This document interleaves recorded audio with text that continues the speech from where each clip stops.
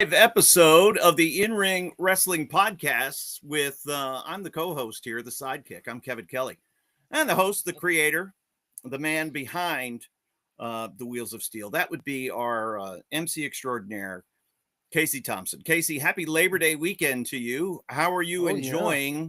How are you enjoying this holiday? So far so good. No complaints. Just no labor involved this whole weekend. Just taking it easy. I had a little labor involved today. I had to mow the grass. Oh, But work is so overrated. I know work is for punks. Well, what we're doing tonight is, it's kind of emblematic of how our show flows so well, and why I think the fans, exactly. why I think the fans enjoy it, why our numbers continue to grow each and every week. And thank you to each and every one of you. I want to start right off the bat. If you're watching this on YouTube, or if you're watching any of the shorts, click that like button, because apparently that really helps the analytics. So if you like content like this, by hitting the like button, it helps us, and you'll see more content like us. But there is nothing else like us, Casey, because what we do here on this show is kind of like what we're going to do as far as a topic. We don't pre-plan anything. I mean, we kind of did this week, but we don't notes, we don't rehearse, we don't talk about it beforehand. We just open the mics and go live. And what we're going to talk about this week is the lost art, some would say, of calling a match in the ring. Yes, sir. Ooh. Now, okay, so calling it in the ring means that the two wrestlers may only know, when they get in the ring, they may only know the finish, correct? There's probably a bunch of variations. Back in the old days when Kayfabe was really alive, you would have the heels, the bad guys in one dressing room, the baby faces, the good guys in another dressing room. The referee would come to you and say, "Here's the finish tonight. Such and such is going over. He's gonna get you with a pile driver," and that's all you know. You go to the ring and you call it inside the ring. Now, as things evolved and all this that, so now you might have a different one entrance, whatever. You're together in the back. People don't realize it. And so some guys be like, "Hey, we're working tonight." Okay, they'll give bullet points what you want to do, like the open, the the heat, the comeback, false comebacks, whatever in the finish. Just bullet points, a couple things, and then you just call everything on the fly. And then you have guys that don't call anything in the ring nowadays, and they just rehearse it for hours. Yes. Yeah. Talk about it. I think that's where wrestling has really changed the most. And I'm almost to the point now where I don't even consider wrestling anymore, because they're more like, first of all, they're not on a full-time schedule. They wrestle just for the show itself. So it's almost like they're in a weekly TV show and they're rehearsing their part right then, and that's all they're doing. So and this week I've been watching a lot of stuff, and I've been getting really frustrated. I've been watching a lot of the whole tryouts. People um do the whole video, their whole tryout with WWE, the process and stuff like that. And the reason why it brought me on this is I was watching, and I don't have anything to lose because he has never helped me. He's never going to help me, so I have nothing to lose. I don't care. The Undertaker. So he was in. I really enjoyed his podcast. What was the guy's name? He was with Matt. Yeah, Matt something. Yeah, forgive me, but I don't remember his name. I enjoyed the podcast. Now all of a sudden, Undertaker dropped it on him like, "Oh, hey, we're gonna do a drop. We're gonna drop. We're not doing it with you no more. I'm gonna do it with my wife." Which anyone behind the scenes knows that his wife Michelle McCool, she is in control. What he does, whatever she tells him to do. So she's on the podcast now. And that's what I've heard allegedly from other people. So whatnot, whatever. So I was watching the new podcast because now it's through the WWE. They're producing it, all this kind of stuff.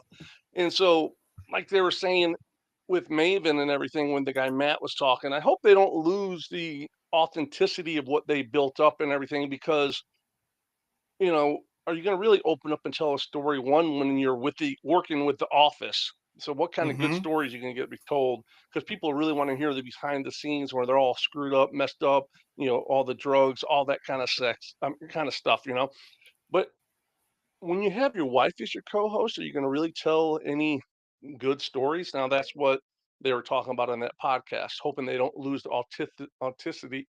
I can't even talk tonight of it all.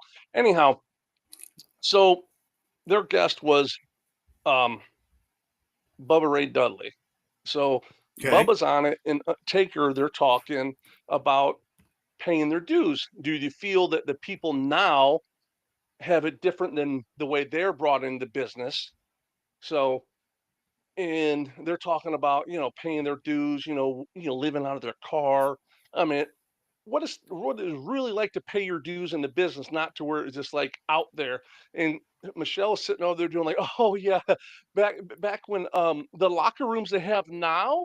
Oh my gosh, you should have seen when I was on the road, the locker rooms we had. Are you serious? You're in an arena where you had gorgeous locker rooms. I've been at where I've had back of a popcorn stand where I was, behind the concession stand or, in a U-Haul trailer or not even anything at all. So they're talking about really paying their dues to get into business. And she's talking about the locker rooms. When you look at her, how did she get into business? Through a diva search. So Right. I'm really starting to get, I'm really starting to get aggravated with all these people who really just broke in business and didn't pay their dues to be in the business. Yep. So I think there's almost like it's going to become two types of wrestling. You're going to have the old school, like we're talking about tonight, where you paid your dues to break into the business and you learned everything, and then the people that are going through the new way of getting to the business is they pick you out of a tryout and they do everything. So all right, I'm done with my little rant Soapbox for the time. day. Soapbox brought to you by Tide Pods. See, these are Yeah, where the exactly. sponsor reads could go. Tide Pods, of course, you don't want to eat them. You want to only use them to wash your clothes. And Oh, you that's don't eat our them? sponsor. No, Casey, Oh, you're right. Don't eat Todd don't Pods. eat Pod, the yeah. Don't eat pod them. tides. Say um, that 3 times real fast. yeah, we do, of course, have our live stream going, and we're saying hello to Robert the Sage and also to our friend Big here, who's a newer Big Graps production. Kevin, Casey, you guys are the most underrated duo in the internet wrestling community today. There you go. Yeah, thank you. One dressing room, so to speak, and luckily I showed up and I didn't need to get dressed, and I usually show up 90% of the time, 99% of the time I show up in my suit because I never know what Right. I'm going to find. But no lie, Casey, there was a curtain drawn and we had about this much room. So two people could book the back wall, the curtain, and if you wanted to pass each other, you would like try to wrap around each other as quickly as possible. Do see And there were a do, Cotton Eye. couple of guys in chairs just trying to put their drawers on and trying to find a space to lace their boots. And I was like, oh my God, this is the tightest locker room I've ever seen. There are any number of scenarios that Mm-hmm. you and I have experienced, Oh, that the wrestlers of today, those that just burst onto the scene, shall we say, through the modern recruiting process, that they tryout will, error. yeah, the tryout era, they'll never get to experience. They'll never know what it's like, life No. on the indies. And they And don't appreciate the business because of that. well, we can't say, I understand or what you're they don't saying. understand They don't the business of understand it. real wrestling.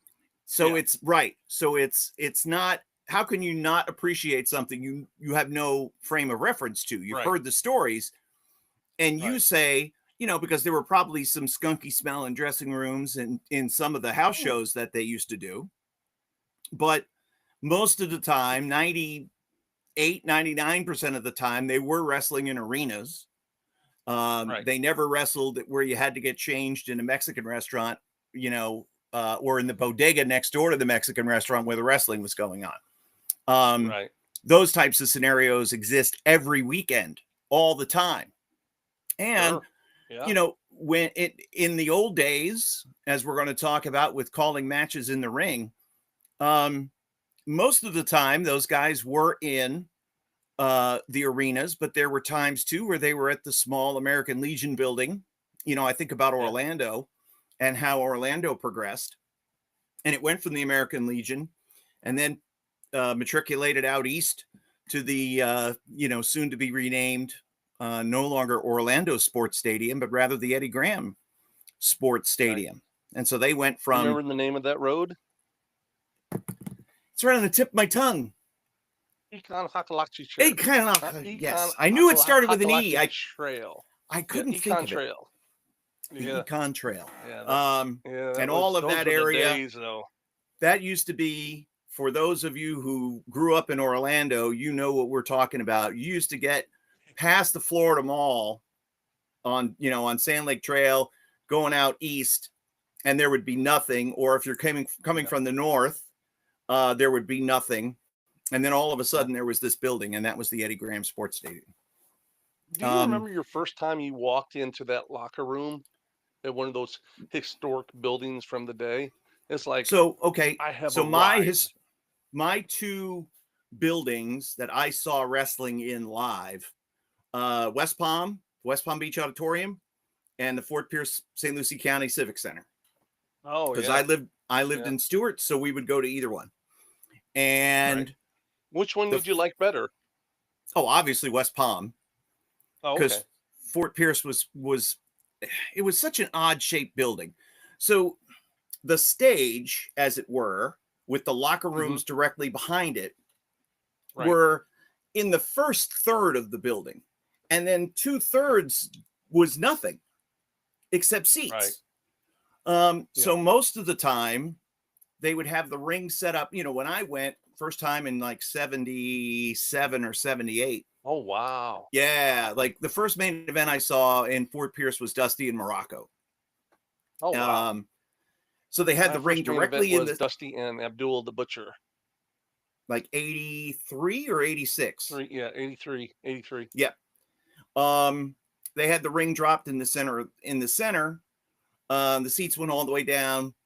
The baby faces came down the stage, and the heels came out the other door. Over time, most of the time, we would Right. have the building cut off in half, Right. and Or we quarter. would just use the stage side. It was like a third. Um, Yeah. I Is that also when Cliff started saw, running shows there? yeah, and that was the Yep. first time that I went there to work. I was like, oh my God, this is so cool. This is awesome. It's like sacred ground. Yeah. And I went Yeah. with Rock and Randy Rhodes. We went to help WCW just to show our faces because we were both trying to get jobs.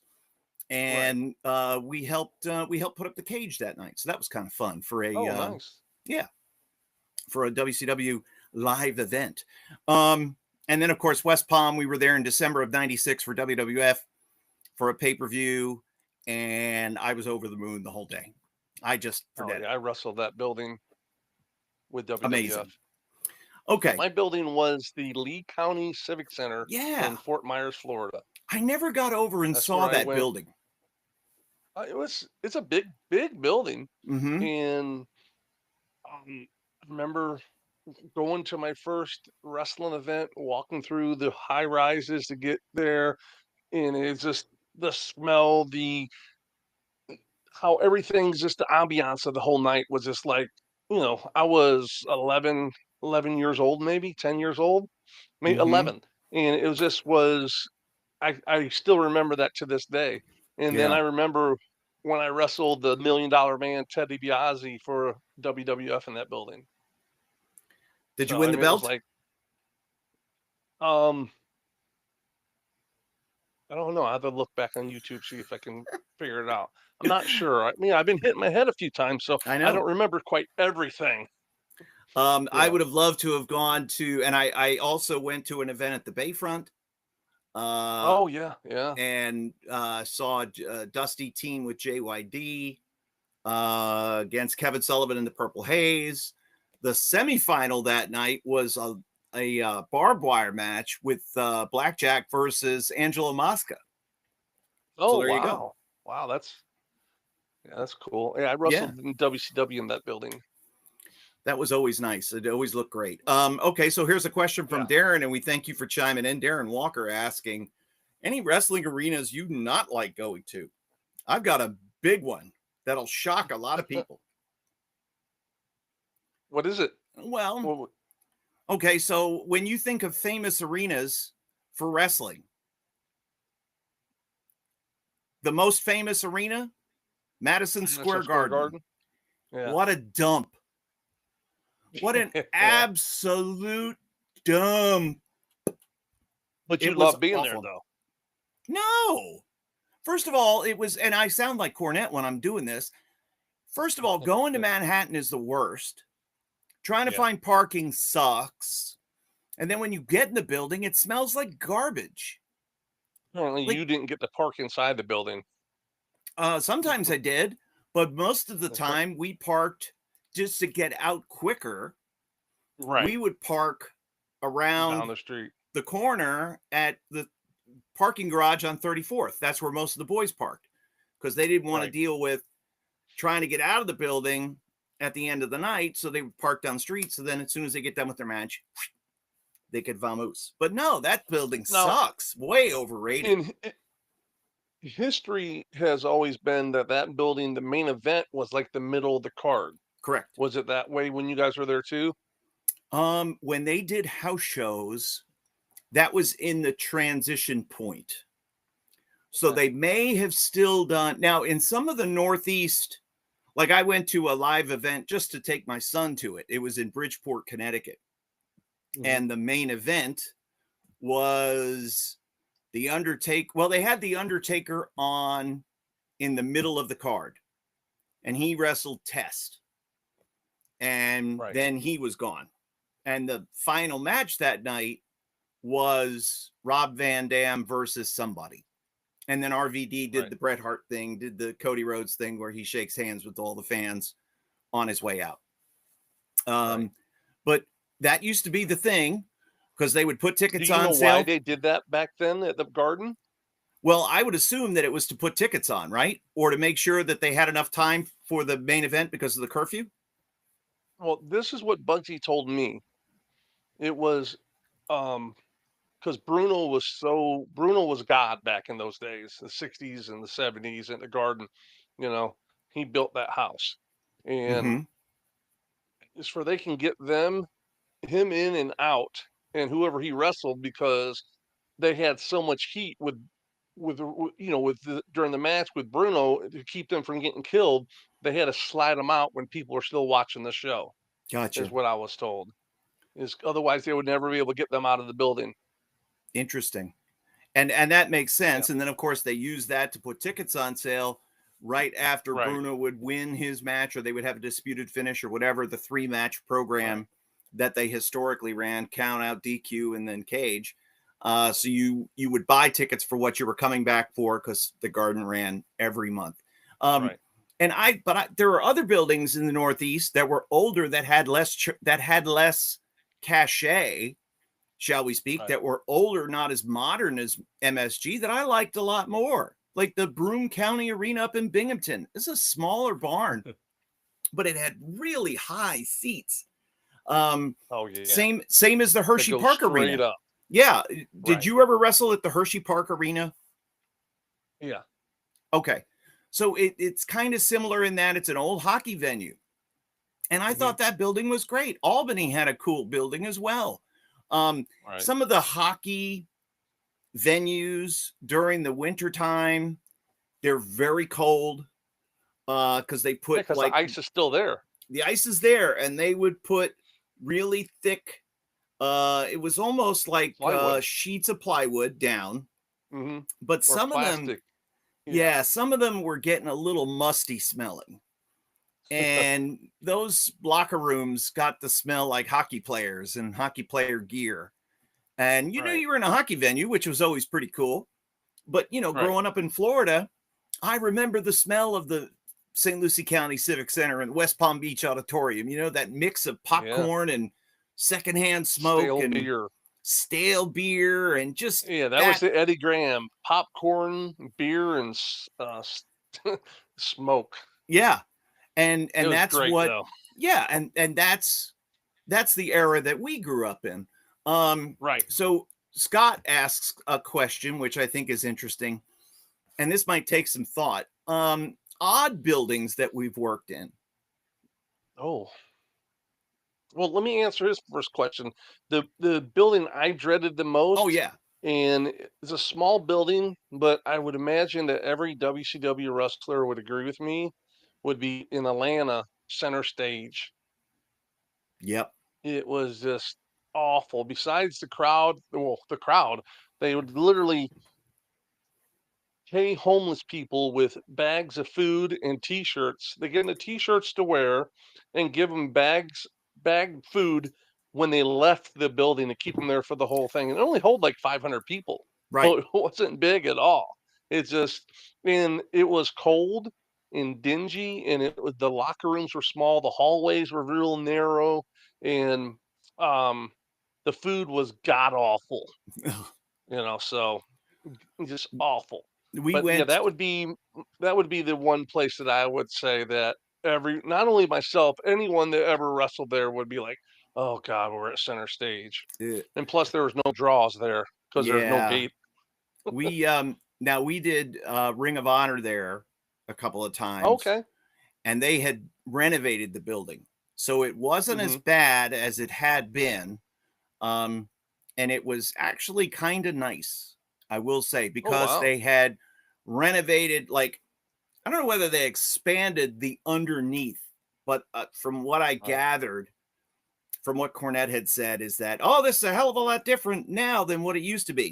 But because you actually had room to walk. And you still had the stage. You still had, all the seats facing this way as the locker rooms were. Right.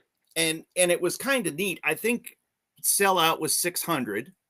No room really for floor seats other than the side sections, if you will. It was kind of cool. I'm trying to think of so that was a building of dread for you. Everybody dreaded going to the Garden. Trying to think of another building that was a building that was odd. Well, I know that there were a couple of buildings in Japan that were different just because it was Japan. There was a couple of buildings that we hated going to because it was just house show lights, and they had giant airplane hangar sized convention centers in a lot of these towns. So you would just go in and it would be the house lights and nothing fancy and no ambiance. And there was so much room on the other side of the curtain. Let's say they got 1,000 people in, right? There was enough room on the other side of the curtain that the buses could park. So getting in and out was easy. Because we would just park right there. But usually those buildings, they were hot and they didn't, Japan doesn't believe in air conditioning, at least not to American standards.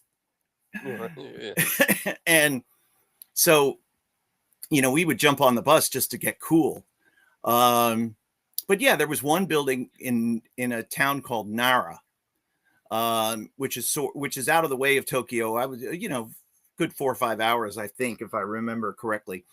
And Nara is an old whaling town. And so they had their arena, and from the outside, it looked like a ship. It was really freaking cool. And then you went inside, and it was awesome looking. And I've got a picture I'll put up with me and Rocky. So we're on the stage and all the people are behind us. It didn't do the building justice, but it was just a neat venue. And, you know, there were a lot of oddball buildings that I'm sure. I will tell you this. The show, did you ever do, go ahead. The building with the coldest shower was over in South America, and I was in Arequipa, Peru. It was like icicles coming out of the shower. It was so freaking cold. It's like you really had to make sure you didn't have a bad heart when you turn that water on, because there's no hot water. And it was like, whoa, it totally woke you up and thought you're gonna die. And yeah, and there's a couple I'm sure that I know that Scott wrestled in here, as he's mentioning. For a house in Littleton, New Hampshire was really cool. Way the freak way up in New Hampshire, is a venue that Top Rope runs. It's dumpy, but it's got charm.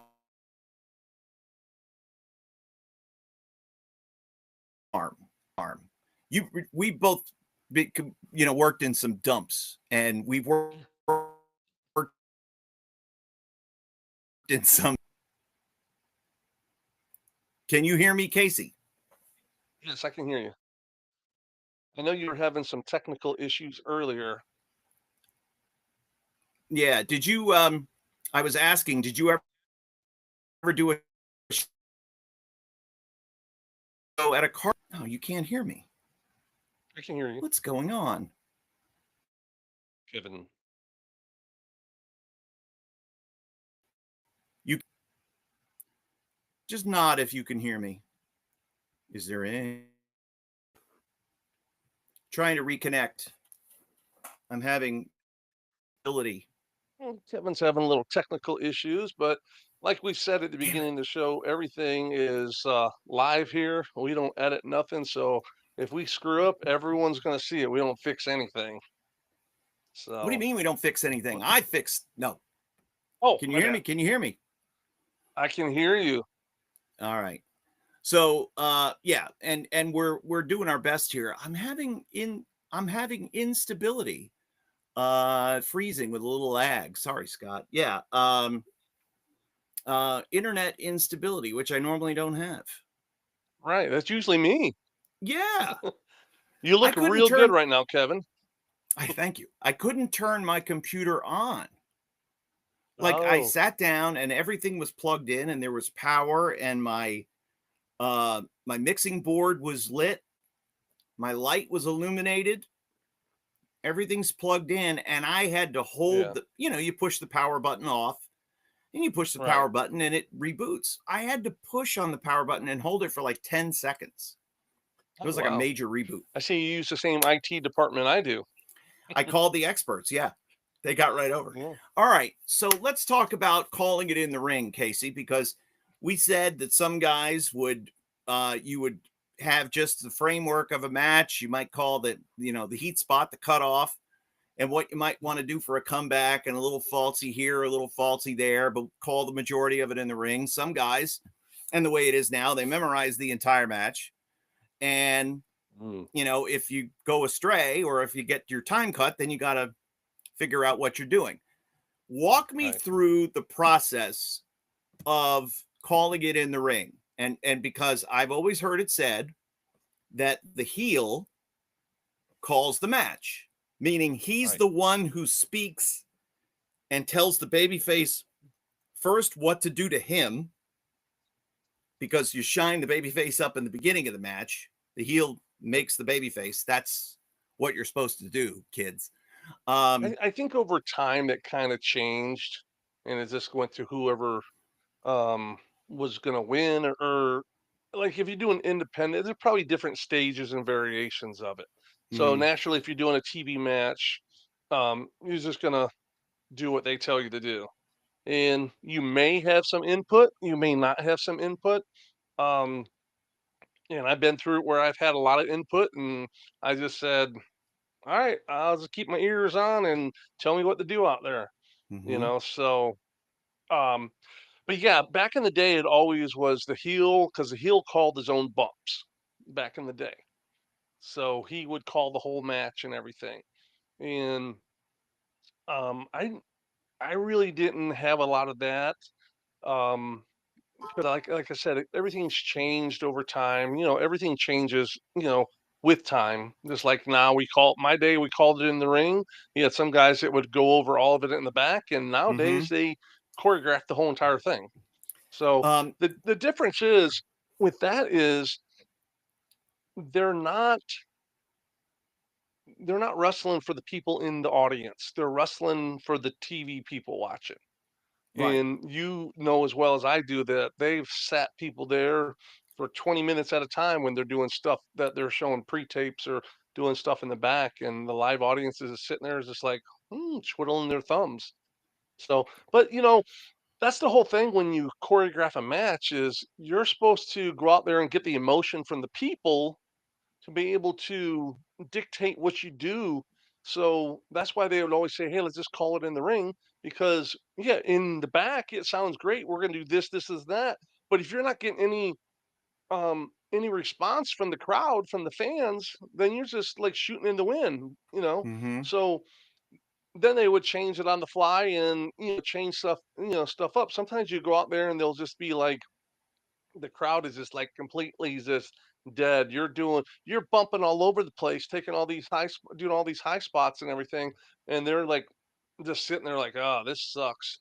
I'll be like, oh, sorry, bro. And they're, what do you mean, sorry for what? I said, for this. Whack. Just tater them, just chop the hell out of them a couple times, get that response from the people, kind of just to wake them up. Be like, Yeah. whoa, okay. And it's like, as Blackjack Mulligan used to do when he was calling it in the and there's so much, man, I could go all over the place with this. Um, Blackjack Mulligan would call his taters. Watch the tater, kid. Boom, and just kill you. He would call the taters. Barry Windham would shoot you off and say, back bump. So you had to guess if you're taking an elbow, a clothesline, um, anything. So you had to anticipate to figure out what's going on. So Mm-hmm. Um, yeah, so my days, um, I called a lot of my stuff when I was in a tag team with Cliff. I called for everybody, all four guys. I'm like, just tell me what you want to do. I'll work it in the match. Because when you really start to know what you're doing, you do things like teasers in the beginning of the match to where it makes sense later on. Like, oh, that's why he's doing this. And there was like psychology behind it. Like, you would always work one body part. Say, like if you were wrestling Arn, he's going to probably work the shoulder or the back, because that's what he does. And they would, you know, veer off and then come back to that body part. So you're always working that body part, breaking it down. So you're making sense behind what you're doing. Mm-hmm. So you get guys. I think my biggest fear when I'd wrestle it sometimes that I wouldn't hear what they're telling me. So, because they're got you in a headlock, doing like tackle, drop down, take my clothesline. They'd call the spots like that, and but there's different ways to calling it too. I would just because sometimes you can see guys talking like, oh yeah, hey, duck my clothesline me. Mm-hmm. You can see them, talking like whispering and stuff like that. So what I would do is I would talk to the referee a lot.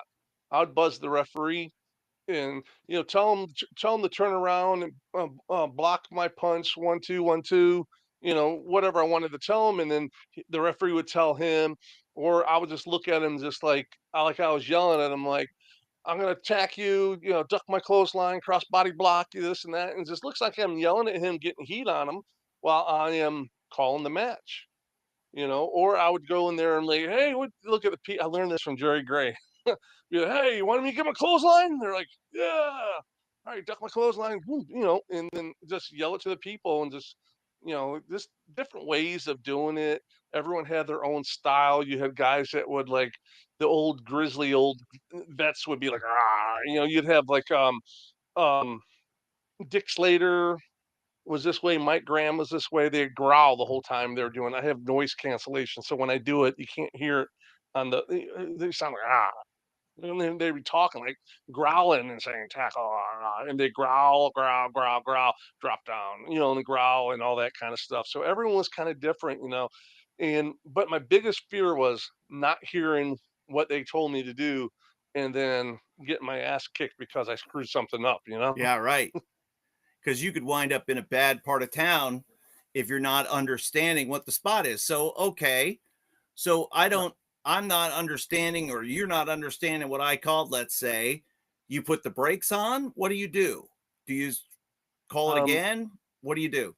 yeah, I mean, yeah, it. Kind of really depends on who you're wrestling, because a lot of guys say got it, they got it, and then once you gave them the go ahead, you go ahead and Mm-hmm. run your spot and everything. Sometimes they didn't care. I'm like, wait, I didn't hear, and they're like, oh, be like, oh, you better hear it now. So, yeah, sometimes you got in trouble because you learn to the big word anticipate, Mm-hmm. and that's um actually when I used to run um, a wrestling school when Blackjack around a wrestling school, and I trained a lot of those guys. He did a drill. It was called an eye opener with, and so you have a guy in the middle and the guy running the ropes. So if he comes out in a tackle position, you give him a tackle. If he's dropping down, you're going to go up and over, leapfrog, uh, whatever, and you end it with like a clothesline or something. Mm-hmm. So, and basically you just go running, running, running, running, and you don't know what they're calling and what they're doing. You just anticipate what they're doing. It's an eye opener drill, and it actually builds your ring. Gets you in ring shape, gets your ring cardio. There's a difference between cardio and wrestling inside that 16 by 16, 18, or 20 by 20 foot ring. You could run a marathon and you can gas out inside that wrestling ring in like 2 minutes because those things were like brutal. There's difference between being in ring shape and then being in shape, Right. which Same I know it's wrestler, kind of but a wrestler like Blackjack, let's say, who would wrestle an up and down 20-25 minute match with, say, the Masked Superstar in yeah, mid-Atlantic in 1981, he probably wouldn't be right, able to go out and run a marathon, but he had right, cardio for days because he was in ring shape. yeah. But It's you in take someone that runs marathons, they would gas out in a couple minutes Yeah. inside the wrestling ring with someone like that. Okay, so did you ever lock up with somebody that, let's say either you or he show up to the building late and they're racing to put their boots on and you didn't even get a chance to talk to them? Did you ever get in the ring Oh yeah, and yeah, and did you ever lock up with somebody and go, "Hello, friend," or something? I wrestled Dean Malenko on TV. He was out doing promos and stuff like that, and um, I seen him when we got in the ring. Never said one word the whole time. So, and a lot of times they can tell if you can work or not just how you lock up, and you've probably heard that before from Yes. people. You can tell if someone knows what they're doing, how they lock up, and their footwork, how they move in the ring, and things like that.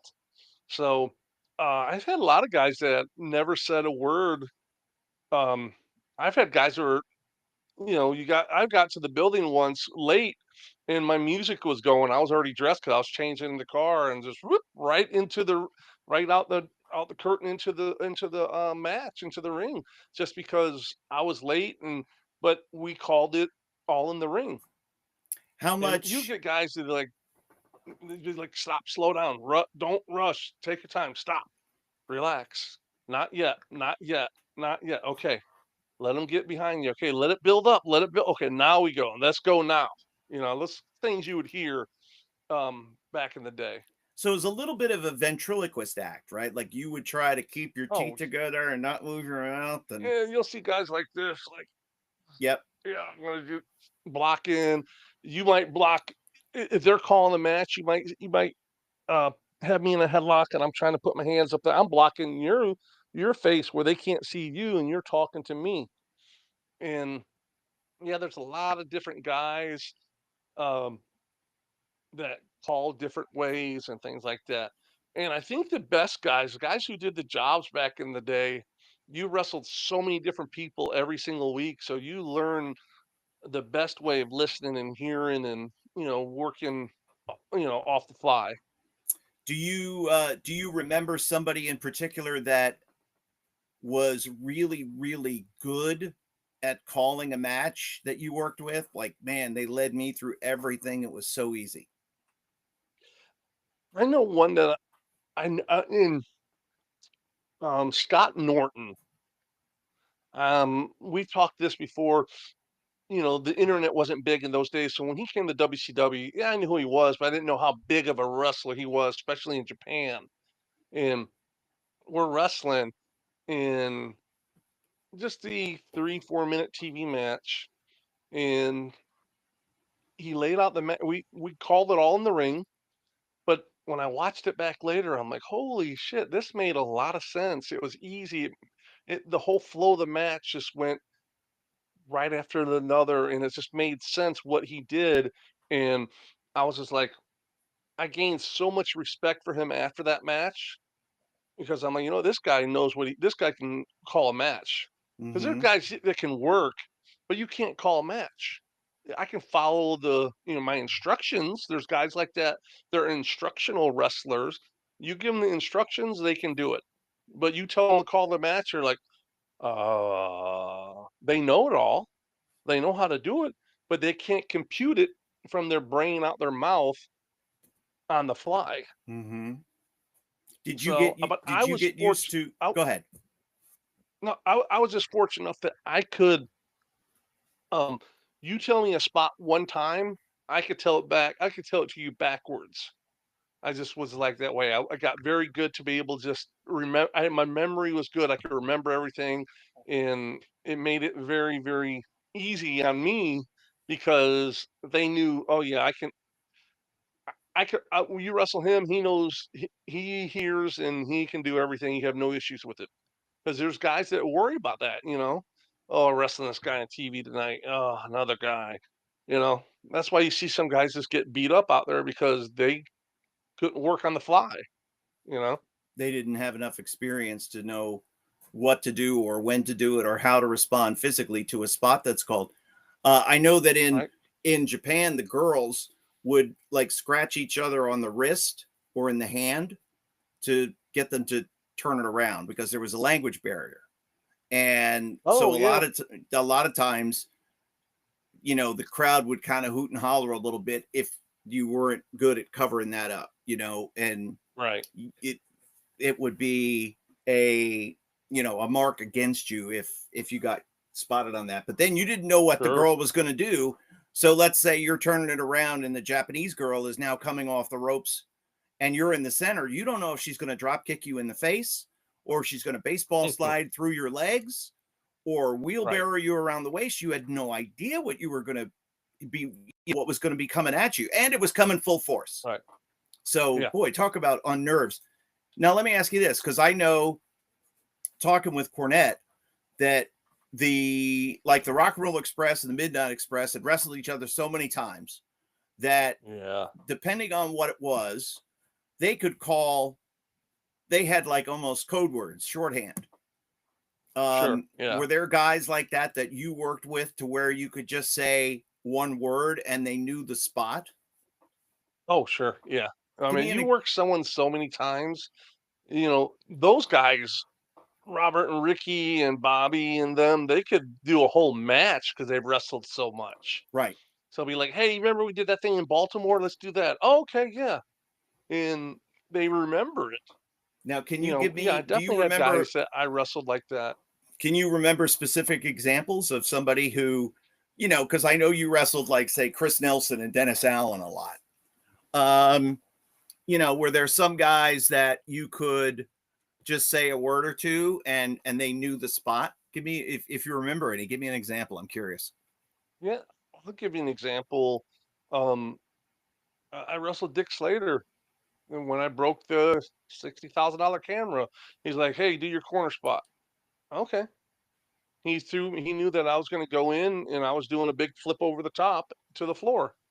So I mean, he knew, just from we wrestled a few times, and he's like, "Oh yeah, do that corner spot." All right, cool. Yeah. I mean, there's a lot of. I mean, there's probably so many examples. Um, a lot of my stuff with Sid, when I wrestled Sid, I called a lot of that stuff.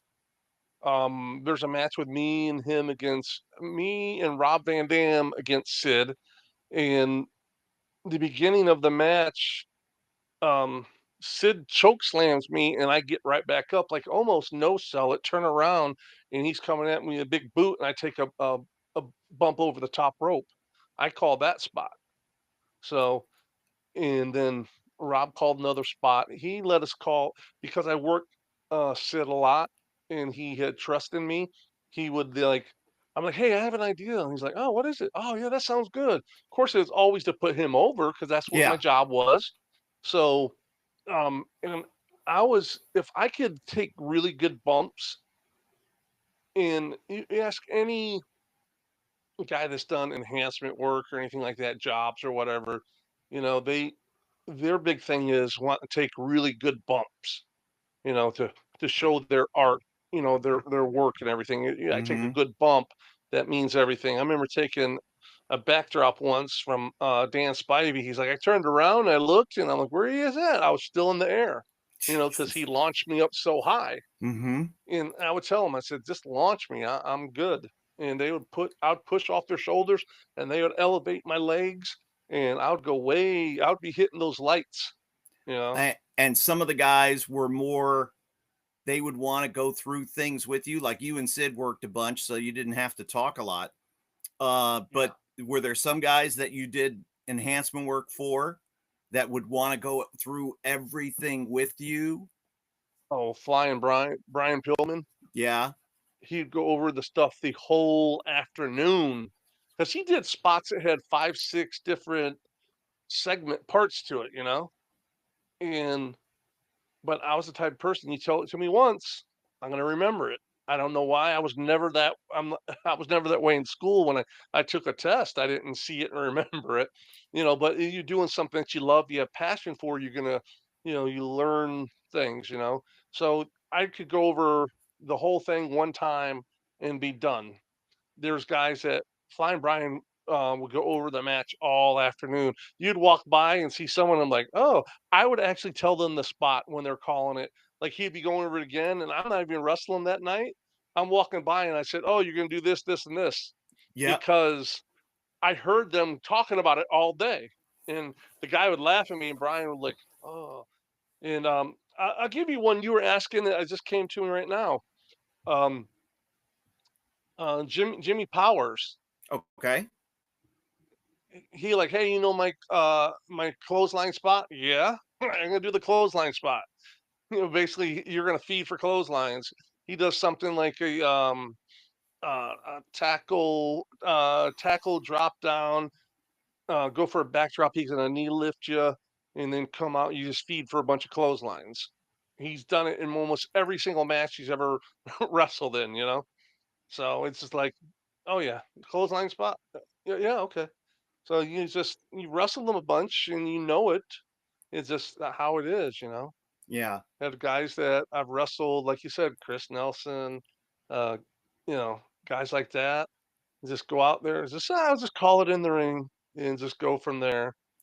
And you really didn't call a lot because you've wrestled them so much. You just kind of like you shoot them off, and you're like, oh, I forgot to tell him. Oh, he knows what I'm going to do. You know, just because it becomes second nature, I forgot to and you tell just him. learn that that's you've done it so many times. You don't need to call it. Right. Did you guys ever So, have any conversations that would go on? Like, like I'm trying to think of an example. Like, let's say you lock up with somebody and it's, hey, how's the wife? How's the kids? What's going on? How's everything? Were there any guys like that? oh, you remember? Yeah, you remember Barry Houston, right? Oh, yeah. Todd. Yeah. So we were wrestling down in Venice. I think a Rick Ryder show, Okay. And we lock arms like, hey, you see that girl over there? I'm like, oh yeah. Like, yeah. He's like, get me some heat over there. All right. He wants to get sympathy because he's trying to get with her for after the show. Mm-hmm. And so we'll be talking. I'll be like, we'll be talking. I'm like, oh yeah. He'd be talking. So I'd beat on him and throw him towards her, and throw him out of the ring. Stiff him a few times out there. I think I chopped him so hard his chest broke open, started bleeding. But he, was trying to get that sympathy for he could have some after the matches, um, festivities. After the Festivities. some post-match entertainment. Um, There we've you go. we've Yeah. talked about your match, your victory, where you got your hand raised against Abdullah the Butcher. And Sure. I'm curious, did Abby say anything? Did he call any spots? What was his communication style, if he had one? I mean, we know he spoke English, but was there, with his type of aura, did he even bother to call anything, or would he just take over and beat you up? I never heard a word. Ah. Not a single word. Nothing at all. It was the craziest thing. He he shoots you off and you didn't know what you had to anticipate. You didn't know what was going to come. But you're wrestling a guy like that. What could it be? An elbow, a clothesline? He's not Yeah, going to give me a drop kick. We know no, that. no. You're Not in not. his later days. Maybe his earlier days. I seen him do some kind of um, you know, kick to the back of the head or something like that in Mm-hmm. Japan, but not. So yeah, all I was trying to do was try to stay away from that kendo sticker. He was lighting guys up like crazy back then, and I had my timer in my head counting down, and I would take a bump and let it sell. I let it register, let it sell. Take my time, let me roll over, and I was like, you know what? He's a big fat fuck. No disrespect, everyone knows he is. So I'm letting him come to me because I'm not getting up. I'm gonna let him come get me and then do something. And every Right. time he got me, I let him come to me again because I'm eating the time off the clock. And So and if you would have gotten up, you would have pissed him off, right, because I can tell, and I see it all the time, and it's like, why are you getting up? He's just yeah, killed you with move A, B, C, or D, and there you are getting up, and you're up in the corner like he's going to run you to the next corner. No, he's got to pick you up slowly. What are you doing? Why do you do that? yeah, You had to lay there and you wait until they come and get you. yeah. I Now, let me wrestled ask. Ron and Don Harris at the Okay. Orlando Arena, and I was in a tag team match. It was for the World Tag Team Championships at Ooh, WCW, and the other guy, I don't think he got in the ring at all. I think he took the finish. They're like, you know what? We're not even letting you out. We like what you're doing, everything you're doing. We're just gonna stay with you the whole time. And I'm like, nice. oh, they're like, hey man, we just put you over at the office really big and all that. And I was in the best shape of my life. I was looked like I belonged to be in there. Yeah. Everything was perfect. My work was as good as anyone out there. I had no hesitations. I mean, I had a tan, everything from A to Z. I had it going on, and I'm like, oh, cool. And and that's the time that there was like a big office change. That night, everyone got fired. So Really? it's like, oh, yeah, yeah. Um, Kevin Sullivan got fired. I think Terry wow. Taylor was still around, but Kevin got fired. Bischoff got fired or sent home or whatnot. Really? That's yeah. This was in, oh man, probably maybe two, no, maybe 97, 96, 97. Yeah. Interesting. All right. So you mentioned Kevin Sullivan, and I know Kevin Yeah, Sullivan apologized to Steve Carino right before we went out for the match, because Kevin was the lights go out, lights come back. Kevin's in the ring. He's got the golden spike. Is it going to be on BJ Whitmer? Is it going to be on Carino? And he gives it yeah, to Carino. He warned Carino ahead of time. He said, sorry about the spike, kid. I'm stiff with it. yeah. But What would be like working with him? Did he have a style of calling spots that was different? Was there anything different about him? No, I mean, he was just a maniac. I I never wrestled him on TV. I wrestled him um just house shows and stuff like that. So I would get half the match and everything. So that was cool. And I never got the double stomp, thank God, because that thing was stiff as hell. Yep. I did get the tree of woe and about got knocked out in that thing. So, but he was just a maniac, just just going, going, going. And but he was a good buddy of mine. Um, so he laid it in, I'll lay it in just as hard. Mm-hmm. So And I he figured he's gonna set the gauge. He's gonna tell how hard he wants it, you know? and would he be somebody that would tell you what to do beforehand, or would he call it in the ring? What was Kevin's style? Oh, no. I mean, maybe some bullet points if there's something we had to do. But no, he's just like, I'll just go out there and just call it out there. End up being just going to be a smudge anyhow. So Right. just going to be a big cluster. So, Yeah, because but no, he didn't really call. you weren't running like big complicated spots. It would be go to the corner, give me a boot, probably, right? Or Yeah. watch Yeah. the Nothing. blank. Yeah. Nothing crazy. I mean, and you look at all of his wrestling. I mean, he, um, I remember he was doing, WCW and just killing job guys every week. And Johnny Swinger was like, I was buddies with Johnny, and Johnny got Kevin, and that's when he had Jacqueline with him, Miss Jackie, Oh my God. and Jackie was killing the guys, and guys are all like getting pissy about it because they're doing a job for her, Right. and she's like stiff as hell too. And he's like, in this one we're doing like I think it was Universal at the time, so we're wrestling for a couple weeks straight every day. He's like, "You can't get through this whole taping this whole time without wrestling Kevin." I said, "Nope." I said, "It's not going to happen to me." He's, "What do you mean?" I said, I won't wrestle him at all." "Oh, come on." I said, "Not everyone wrestled him except for me." I was buddies with Kevin Sullivan, so Kevin didn't put me through that. He Mm-hmm. put it on someone else, but Johnny was like, "Oh man, that's bullshit." I'm like, "Hey, can't help it. I'm friends with the guy, you Exactly. know?"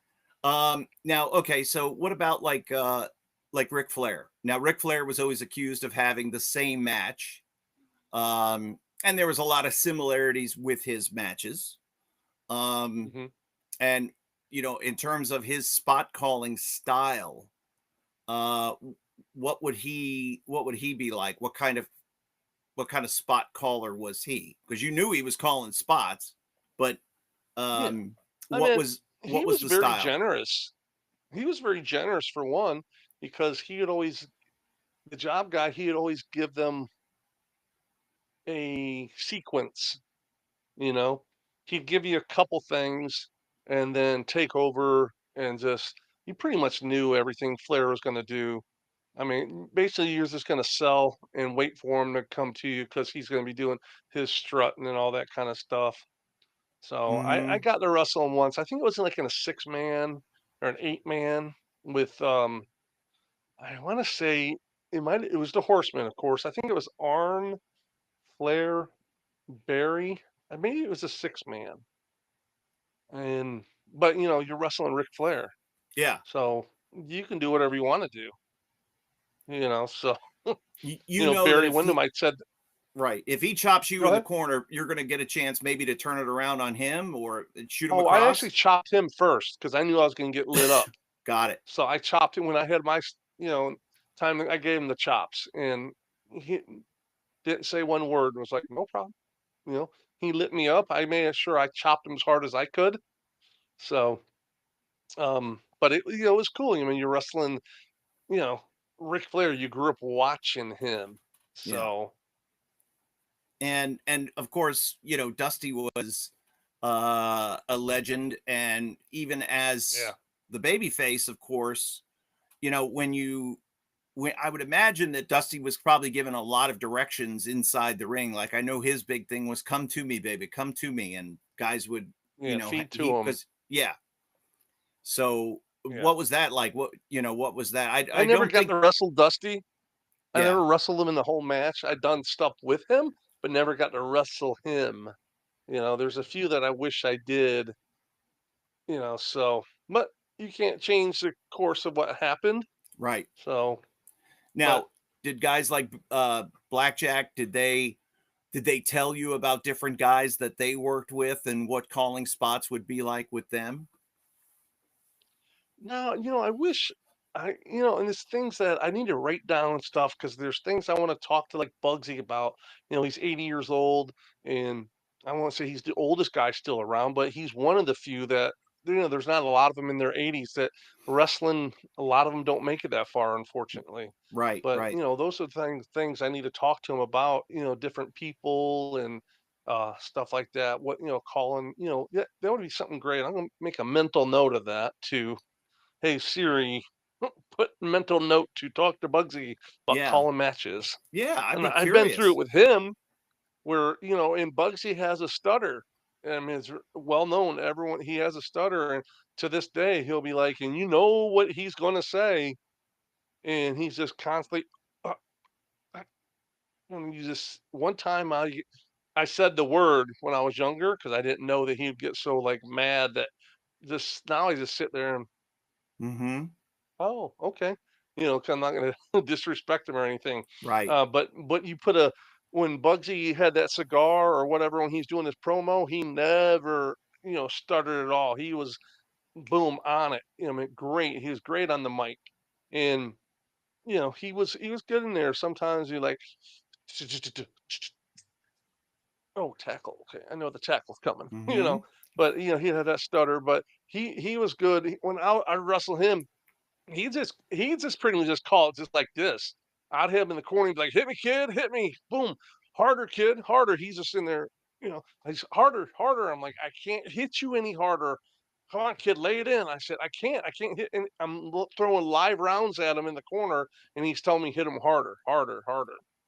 He was a very stiff guy to wrestle. He was tight in the ring. And Ah. then when he did that splash, it came down and it was his belly hitting you first. It was woo, it was tight. So you had to lean up and the old lean up a little bit, catch him and go down with them to kind of absorb the shock of the move and everything. But and I wrestled Blackjack. I wrestled him a few times, and the one time was, and you called the match actually for IWF. Blackjack, I was running, he it was his school, and I was the guy in the ring that was training the guys, and Jack would come up and say, "Oh yeah, yeah, okay, that looks good," and go back and smoke a cigarette, talk on the phone, come back, stuff like that. So he was like, "Hey, you call the match." I'm like, "No, no, Jack, this is your match. You go ahead." "No, no, no, you go ahead." I said, "Jack, if I call the match, I'm going to be looking good." He's like, and so I was probably 200 pounds then, Mm-hmm. and Jack's feeding up for a body slam, taking an arm drag, all that kind of stuff. And people are like, what? Because the taping before he wrestled that big old guy, the Lebanese assassin, Tony Mella, Yeah. big old 350 pounds, 6 foot something guy. And Jack totally squashed him. And then you see me coming out with karate pants and a mask on, and this blackjack's bumping all over the place. People are like, "What the hell?" But it was a respect thing. He's like, "You know what? I can't do a lot for you, but I'm going to do this for you. Mm-hmm. Out of respect, I'm going to let you, you know, have a story later in life to tell on a podcast." So I know Blackjack kind of we had the envision for our podcast, 30 years ago. He was. Let me give you a story that you and Kay Kelly can talk about years from now. I loved Thank having you, the opportunity. Blackjack. Thank you, Jack. Yes, I loved having those occasions where I would drive him. It was only a few times, but it was just like story time with Blackjack, and it Oh, was, priceless. yeah, you just go, okay, this is my. I sat one time at. I did this show for, I can't remember, but it was like a Christian wrestling deal, and it was in Oklahoma City, Okay. and it didn't draw. It was, there was no people there. apparently they gave out all the tickets and, you know, people didn't bother to come. They bought the tickets, but they just didn't bother to come. Whatever the promoter's excuse was, it was fine. We got paid. But I sat at a There you table. go. I'm sitting with Jerry Lynn, and at the table was Les Thatcher, Jim Cornette, Oh, wow. Dr. Tom Pritchard, and Cowboy Bill Watts. Oh, you were a fly on the wall there. And I leaned over to Jerry and I was like, tell me this is real. Are we really sitting here with all these guys? And he's like, I know, we don't belong. We shouldn't be here. Jerry Lynn, let me give you his voice. I know. Great. You know. His very whiny voice. Yes. Very good friend of mine. Yes. I roomed with him in WCW, and amazing guy. Incredible. One of the best workers ever, I think. Oh, I would agree. He's out of, again, in that generation, and you always put kind of him and Sean Waltman together because of their early work, you know what I mean? So they're peers. And out of that generation, I think Jerry is pretty much widely regarded as the best. But there were a lot of good guys. Had some amazing matches. Yep. And he's like, I was having a show once at a country bar I worked at in downtown Orlando called 8 Seconds. And Jerry was going to wrestle for me. And he was living in Orlando at the time. And I'm like, hey, I think I'm going to have you wrestle Rob. Oh, come on, man. I'm like, he's like, oh, if you do that, I'm going to have to charge you more. I'm like, what? He's like, yeah, man. He says, come on, Case. Why you got to do that to me? I had to wrestle him all week long. I don't want to do it now. Come on. I want to have fun. Yeah. Because he's like, you know, he's just so stiff all the time and careless. Is what he said to me. That's funny. And Jerry Lynn hated chops. Yes. He's like, we'd sit there and have huge conversations, intellectual conversations about a chop. He's like, what is a chop? It makes no sense. In a real fight, are you going to throw a chop? I said, I better not ever see you throw a chop in a match. I'm going to be yelling at you the whole time. So I'm like, no, man, you just do it just to get the sound, the effect, to, the visual and everything. He would always whine about, I always call it, quit whining. Steve Corino was the same way. He wanted he said this on commentary because, when he was still sort of wrestling then, and he would be like, I'm starting the Stop the Chop campaign. What do you mean stop the chop? I hate chops, Kevin. They should be barred from wrestling. Oh, that sounds like a good t-shirt. Stop the chop. Yeah. It was because again, and Bret Hart has said the same thing. They make no sense. Why do you do it? And it just hurts. Yeah. There could be a lot of t-shirts. I was talking to you right before we got on the show that there was it Becky Lynch? Oh yeah. Tell me that story. Was getting her head hit into I just saw it on Facebook. I was just scrolling through, and one of my Facebook friends, Rudy Gonzalez from Texas. You know what I'm talking about? Of course. You know him? Yeah. So he was like, "What is this?" I looked at it, and the girl was slamming her head into the announcer's table, and she's smacking it with both hands and coming about this far from hitting the table. And someone's like, well, that's better than the leg in the ring earlier. Yeah. So this person, she's making what, probably $1 million a year at least. And it's amazing that people still watch.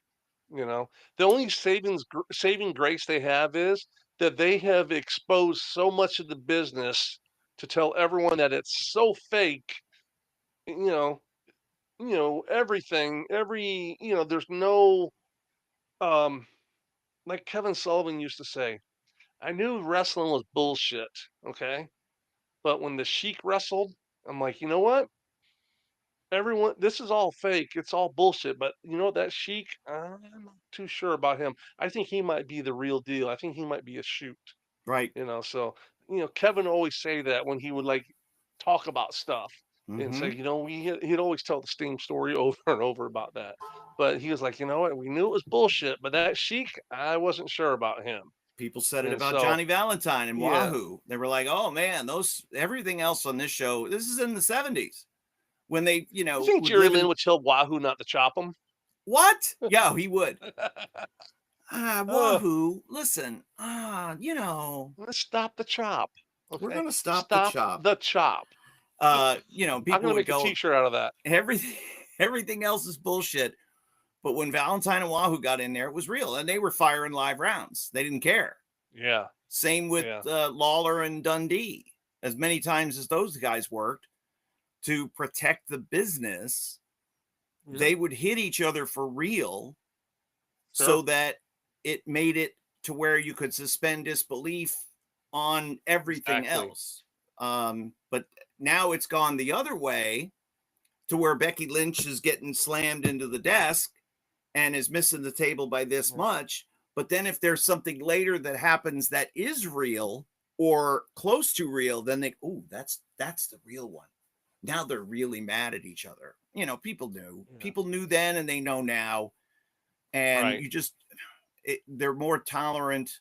WWE fans are more tolerant of the bullshit. But it's the same reason that a lot of people have been chased away from the modern product, because they don't, there's not a lot of effort to protect it. Some Right. guys, There's Becky Lynch's husband, Seth Rollins, faked a knee right. injury, worked everybody so that he could turn heel, and Yeah.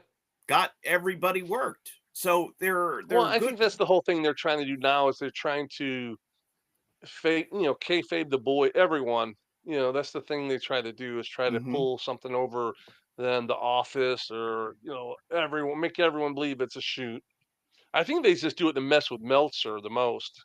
Probably. Meltzer can't do And anything if we're gonna.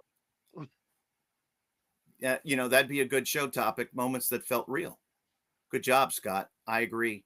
Yeah. I'll give you one. So, my wife is in the hospital. We're getting ready to have our first baby.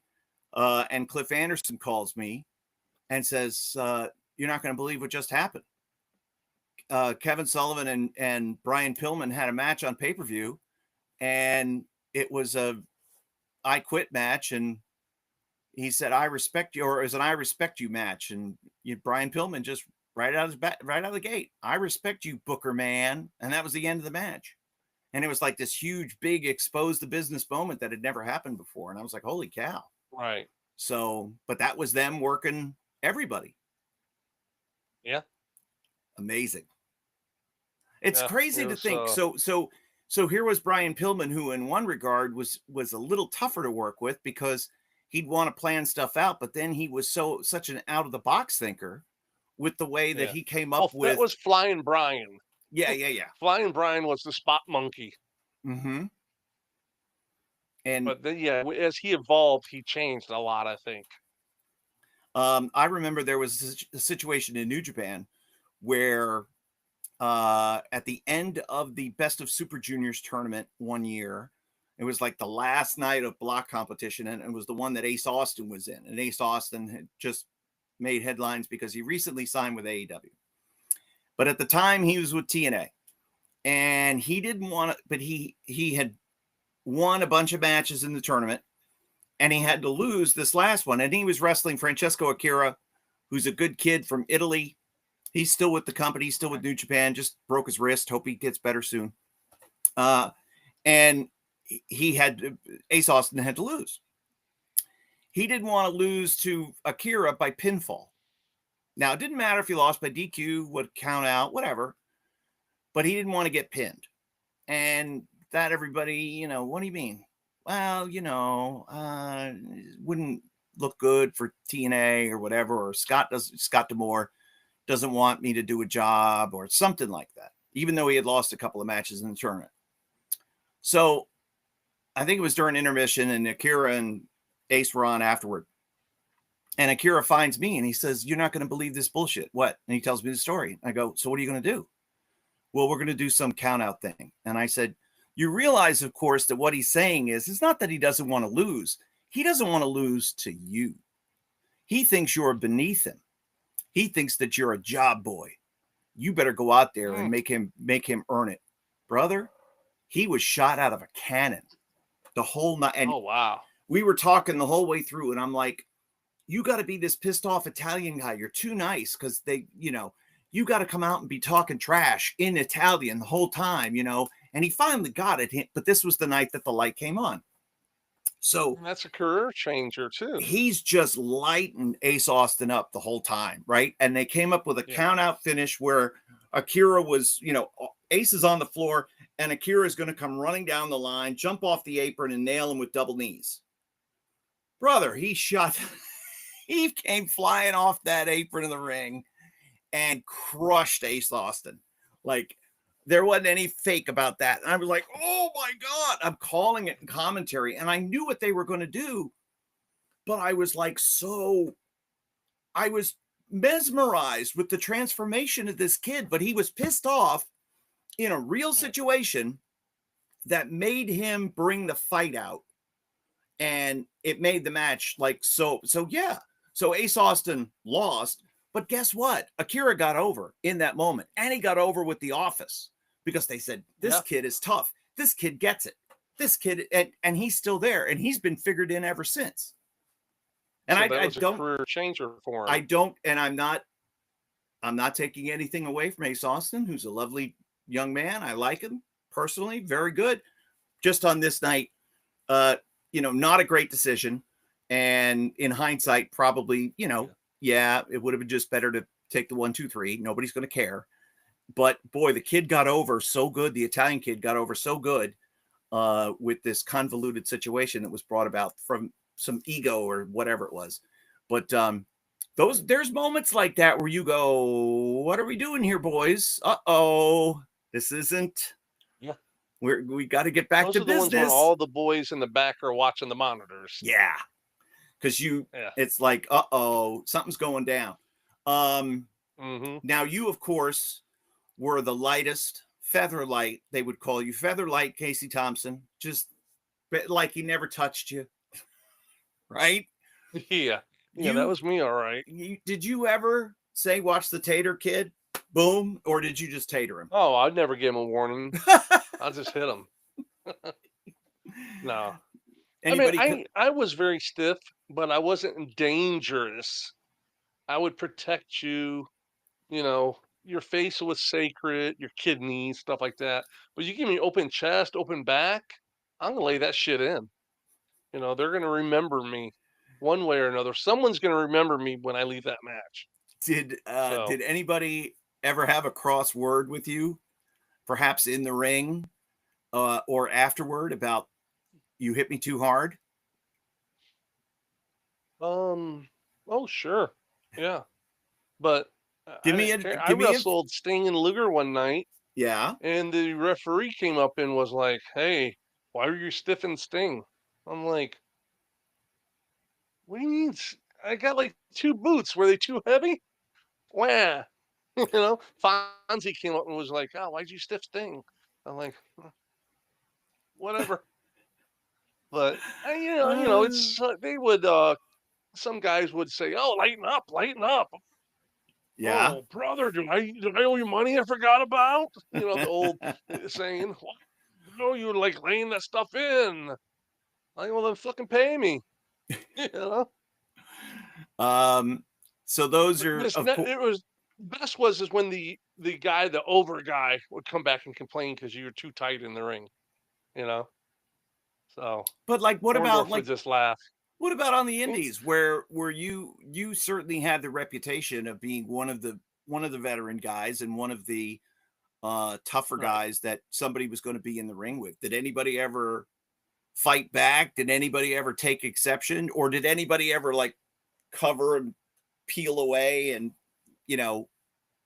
not want to take Remember it? Rusty Brooks? Oh yeah, his son Jeff, I called him J-Dog. I think I beat the shit out of him in the ring. And rightfully so, he deserved it.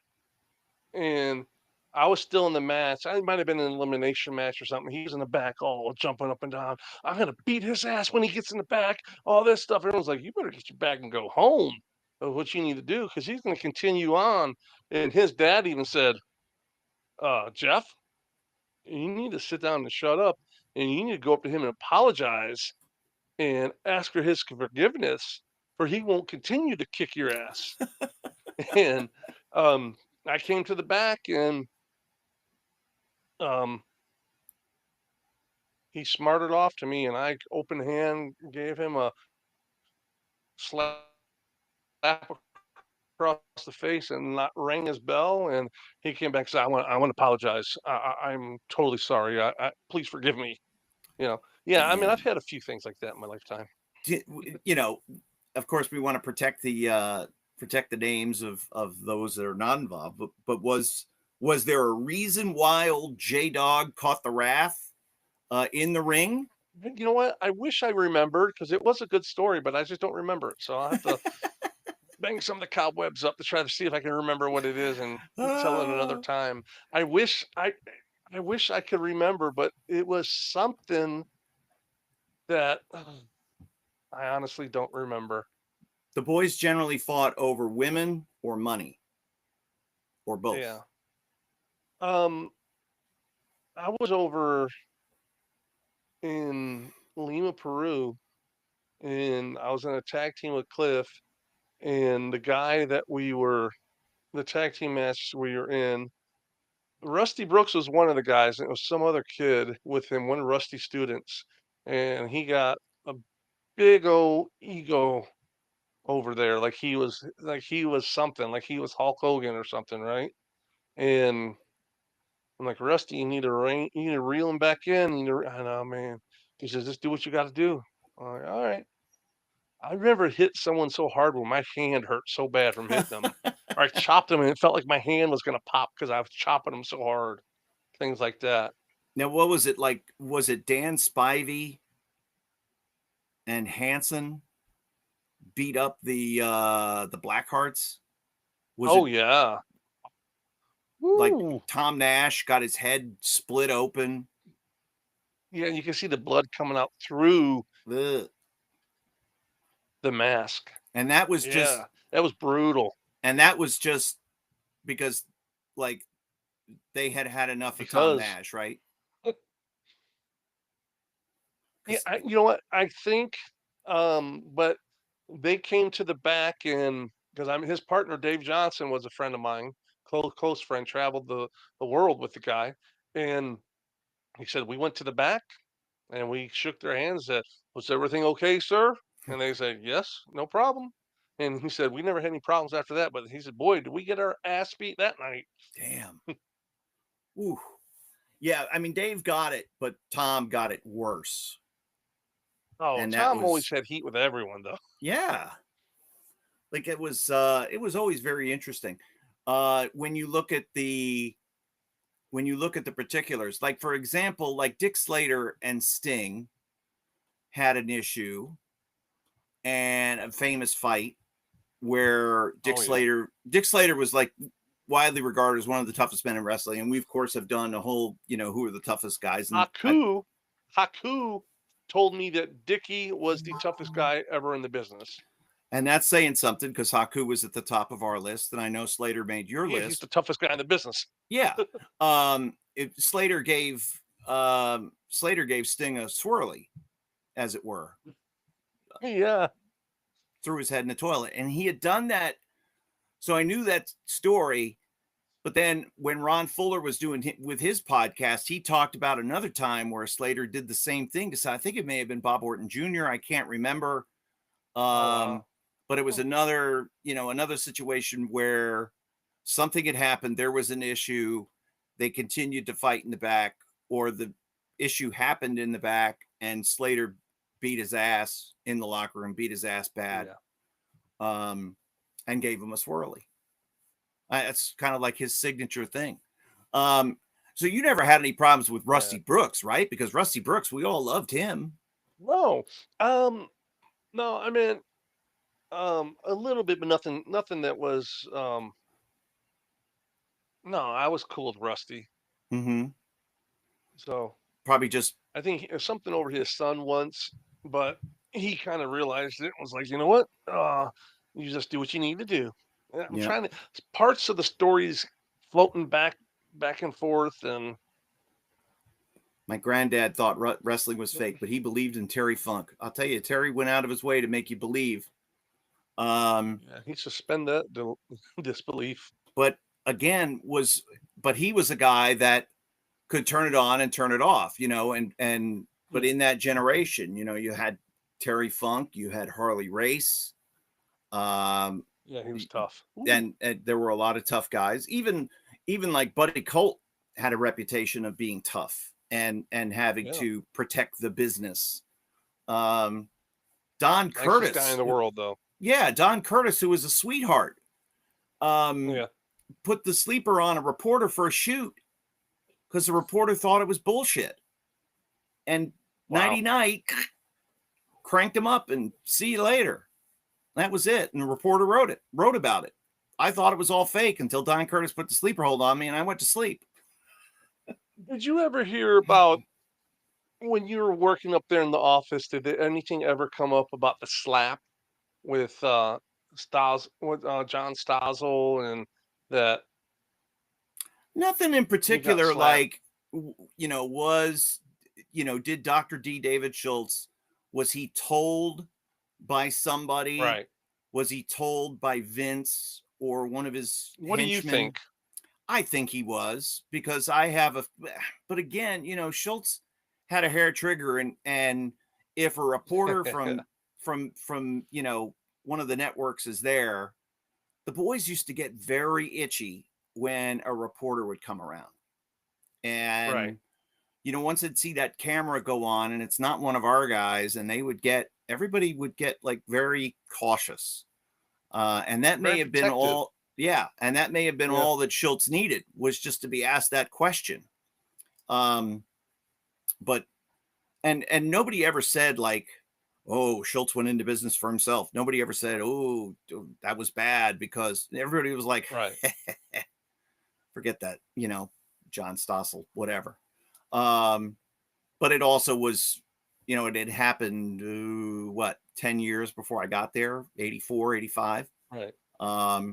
But you had guys like that generationally who were half nuts. And you had to kind of watch out for them, because you never knew what you were going to get in the ring. You never knew what you were going to get behind the scenes, and everybody had to be very cautious all the time. I know I've talked about Sid having that rep of he was such a wild card. You never knew what he was going to do or say. And then when he came back for his second run, 96, he was apologetic to different people that he had run across years prior. Hey, I'm sorry if I was an asshole back then. I was a little wound up. Were you not going to take his apology? Oh, everybody was like, oh, thank you. It's great to see you again. Thank you so much. These were the people 3 weeks before that were telling me, oh, Sid is coming back. It's going to be so awful. Oh, why? What do you mean? Oh, he was here a few years ago and he was terrible to work with and he never wanted to do anything and he'd yell and scream about everything. These are the photographers and the producers. This is all behind the scenes people. And they were dreading Sid coming back. Oh, Sid was a peach. Everybody loved Sid his second run. Kidding me? When he was there in 96, it was awesome. Oh, wow. One of my most favorite spot calls in a match was Sid, and it was in WCW. And it was it's an enhancement match, and the referee leaned into him and said something, and then comes out of the scene. The guy's at Sid's feet, and Sid's picking him up, and he puts him in for the power bomb, and Sid yells, "We're going home!" and gives him the power bomb. Wow. I loved it. And of course they left it in because nobody knew what that meant. Right. But I mean, Sid would kill people in that power bomb. Oof. I don't know, maybe because I was able to take all of his bumps and I was like encouraged all the crazy stuff because I didn't care. Because at that time I was a little smaller. I needed to take wild bumps for them. They would put me over with the office where, Jody Hamilton would say, "Okay, come up next week, kid," before I got bigger and everything. And so I would take his whirly bird power bombs. I mean, he always took care of me. One time I wrestled him once and he slapped me in my face. I mean, laid it in. And I told him, I said in the back, I said, if you ever slap me in my face again, I'm gonna beat the shit out of you. And he was like, oh, I'm so, so sorry. I apologize. I'll never do that again. Because Black Jack was always like, you know what? You never let someone do that to you. Right. So, Um, but Now, somebody who has a quiet reputation for toughness is Ron Simmons, and you don't hear a lot about him, but obviously had the reputation. Mark Henry yeah, recently said the only guy that he was afraid of was Ron. Um, yeah, and now when he was in WCW, did you ever have the chance to wrestle him, Butch Reed, Doom? Were you ever part of that, or yeah, was that okay? So what yeah. was that I like? wrestled Butch Reed. I wrestled Doom. That was my first television match with WCW. Oh my God, Was Butch Reed and Ron Simmons. man! So, needless to say, I was scared shitless. So, but we were in I don't remember. I think it was Perry, Georgia. So I remember the name of the city and everything. But yeah, yeah, I wrestled them. It was fine. Nothing was crazy. So, but yeah, they I think Butch Reed might have been tougher than Ron Simmons. Oh, I don't know. I know both were tough. Yeah, yeah, definitely guys you do not want to mess with. No, So, it's a now Butch may have been a little chemically enhanced in his crazy. So, oh yeah, yeah. I mean, there were some guys that would get on the Bolivian marching powder and get a little wild. So, I you know got I vaguely remember a story of Ron Simmons talking about um he was had a show was supposed to be home early and he stayed out all night, so he just went right to the shed, took off his shirt, and started on the riding lawnmower. Was mowing the grass like at 7 o'clock in the morning, like he's already been there, been in bed and back up and mowing the grass. And his wife was out there with a frying pan, beating him in the head with it and everything. as tough So as Ron Simmons yeah, was, Mrs. Simmons even tougher. I do love the the stories. barbarian was the same way. Oh, Oh, mama. Oh, yeah, don't want to mess with mama.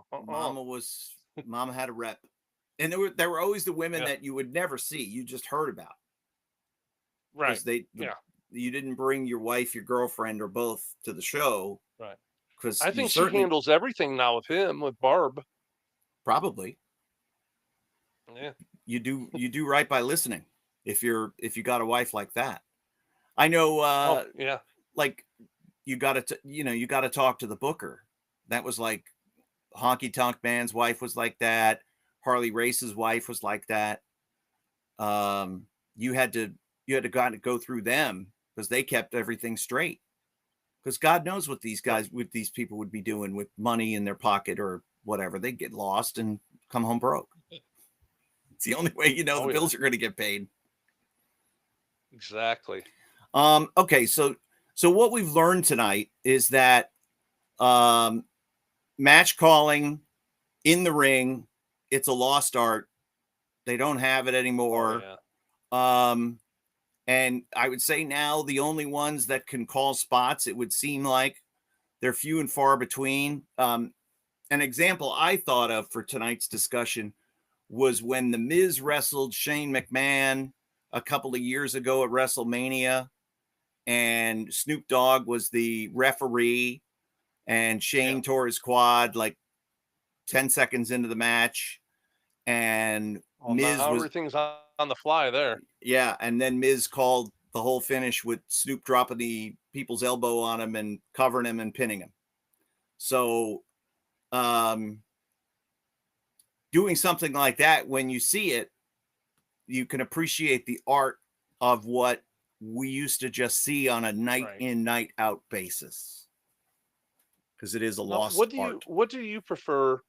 Do you prefer the wrestling of back in the day of your fandom when they called everything entirely in the ring, or do you like it where it's now where you know that they've practiced that match for hours beforehand to go out there and everything is called and laid out the whole entire match? I like a struggle. I've always liked a struggle. I don't need gymnastics. Right. I don't need a choreographed routine. I can appreciate it Right. when you see Ricochet and Will Ospreay do it. You know, the first time you saw it in New Japan. It's like Right. I've never seen anything like this before. It's beautiful. I It's was telling you amazing. about that one kid from AEW, Speed. Speedball. We were talking about that. I was like, yeah, the kid's good. I don't like the way he wrestles, but he's talented. Yep. But it's And not my style. it's not my preference of style. I like things, Right. and we've talked about it on this show. The beginning of the transformation of Kevin Sullivan from the Boston Battler to the demonic presence. And it Mhm. started, the wheels started to come off when he wrestled Barry Windham on TV for the now vacant Florida title. And the first 3 or 4 minutes of that match were really rough. Like there was guys zigged when they should have zagged or whatever. And it's lucky that nobody got hurt. But it added Right. to the authenticity of it. It made it more real, that there was this Right. struggle going on. And you could tell that they called just a few spots ahead of time because they did a deal where Kevin got thrown out of the ring and may have hurt his knee, and they went to commercial break. And then later on, Barry got thrown out of the ring. This was Dusty at his cinematic best as the booker. Barry gets Right. thrown out of Because the that ring, was unheard of those days, right? those times. Hurts his knee, and they go to commercial break. And then, of course, the finish. But the finish came almost out of nowhere, but it was intentionally flat because Sullivan stole the victory in a nefarious way. He took advantage of the knee, whereas he had been able to get out before, and Barry gave him the timeout. Anyway, the way they did that, and that when I go back and I rewatch that was like, yeah, this is art to me. I'm not so much of the, let's call it all ahead of time. But obviously, when you've got a lot of people and a lot of, especially if you're doing a stunt show match, with Right. tables, ladders, chairs, any of that stuff. I mean, all of that needs to be precise because there's so many other guys are going to get hurt, and we don't want that. But yeah, I much prefer, even if it's a struggle, even if it doesn't look clean, I don't care. This is a real fight. Help me suspend my disbelief. And I think that's lost, that they don't try to do that at all anymore. If they would just try that to in a few of the matches each, like say pay-per-view or whatever it is, I think that would change wrestling so much. I But think they don't even. it needs to start at the independents. Yeah. The guys, God bless them, they're out there doing their best, the guys and girls today, and they're trying their hardest, and they do what they see on TV. And if they go and they get an extra spot, they work as an enhancement guy for, security spot or whatever, AEW, WWE, and they see the way the guys go over their matches for hours and hours and hours. That's what they take back with them. And there is modeling. These are the top people in the industry. We're going to model ourselves after them. And in theory, that works. You just do what the greats do. You do what the best do. Yeah. But it's not crazy necessarily that the people that are training them, like Shawn Michaels, he never did that. Nope. Majority of his career. Nope. I mean, I'm sure at the tail end of it, it changed, but I wonder what the change was for. They don't think they could have done that. I think a lot of it Got had the to do same with TV. match. I think it has to do with TV. Yeah. There's so much pressure on the guys to tell everybody what their spot is before they do it. People would tell me in AEW when guys were going to get color, and I'm like, I don't need to know that. That's fine. Because what if they hit it As and an nothing announcer, happens? did you like to know what was going to happen, or would you rather No. just sit down and call it? Let me just sit there and call it. I never knew anything in AEW. The only matches that I knew in New Japan, rather, I never knew anything in New Japan. The only match that I would ever know would be a Jay White match if he had a big singles match, because it was almost like a good luck charm. And I think I said it here on this podcast, that Jay would like to call the match back with me listening so that I would know what he's doing. But it was also, as he would say, it's another chance for me to make sure that I remember it. And I mean, he called back a 46-minute match with him and Kota Ibushi. And and I'm like, I think, how long are you guys supposed to go? Like 35 to 40. Like, I think this is long. Well, everybody said it was okay, so you're probably right. And then they went 46. It was 11 minutes over. You know what I mean? It was just a lot. It was a lot of, like, because the selling and everything takes a lot of time. But no, I would just sit down in the chair and just call it as I see it. Lucky for you at AEW, they just never had any production meetings like that, huh? No, they never had any. But yet we had to do a TV. New Japan was like sport. New Japan was sitting down and calling a night of wrestling that had 7 or 8 matches. AEW is a 2-hour TV show that's timed. So what are the heat spots? What are we going to break on? When are we going to break now? What's the spot going to be? Where are we going to be?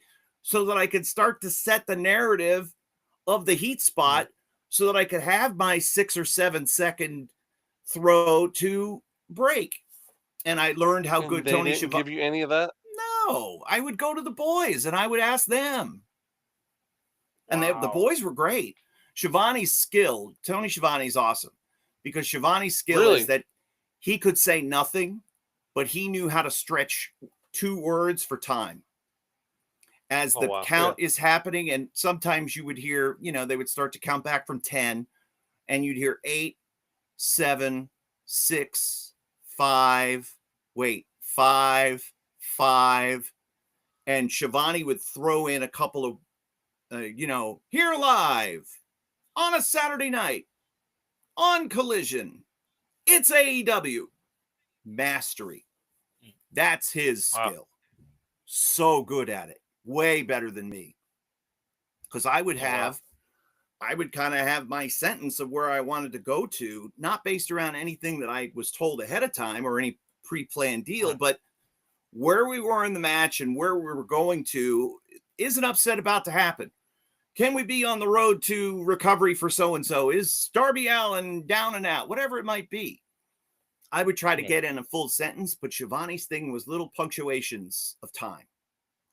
And that made his transitions to break so much smoother, because I would always wind up racing or having more time than I thought. Way better at TV than me.